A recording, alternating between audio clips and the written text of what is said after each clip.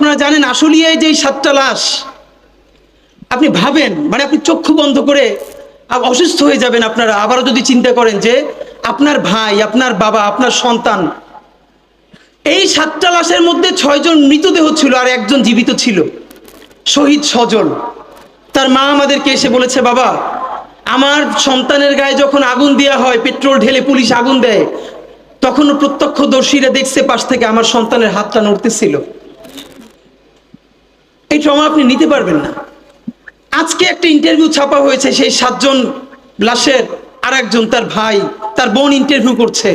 লাশটা যখন পেয়েছে বলে, জানেন আমার ভাইয়ের মুখের মধ্যে থেকে এই পাশে একটা দাঁতও নাই। আমার ভাইটার চেহারা এত সুন্দর ছিল, ওরে কবর দেওয়ার আগে ওরে যদি পোড়াই না দিত, অন্তত ওরে জড়াই ধরে ধরে চুমু দিতে পারতাম। ওরে জড়াই ধরে চুমু দেওয়ার মতো অবস্থা ছিল না। হাসিনা আমাদের সাথে শুধু হত্যা করে নাই, সন্তান তার বাবার লাশটা দাফন করবে।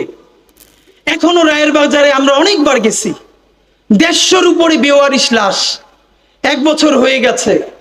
এই লাশগুলো কোন বাবা মার সন্তান, সরকার এখন পর্যন্ত ডিএনএ স্যাম্পলিং করে তাদের কাছে পৌঁছানোর উদ্যোগ নিতে পারে নাই।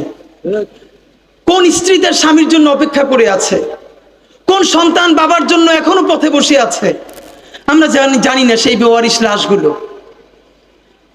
জুলাইয়ে কি হয়েছে আল্লাহর কসম, এর 90% গল্প এখন পর্যন্ত বাংলাদেশ জানে না। আমরা আওয়ামী লীগ নিষিদ্ধের দাবিতে সারা বাংলাদেশের প্রত্যেকটা বিভাগে ইনকিলাব মঞ্চ থেকে আমরা পদযাত্রা করেছি, জনসংযোগ করেছি। তখন অনেক শহীদ পরিবারের সাথে দেখা হয়েছে। আমরা শুধু ঢাকার শহীদ পরিবারগুলোর সাফারিংস জানি, কারণ সেখানে মিডিয়া আছে, বারবার তাদেরকে কোনো না কোনো প্রোগ্রামে ডাকা হয়।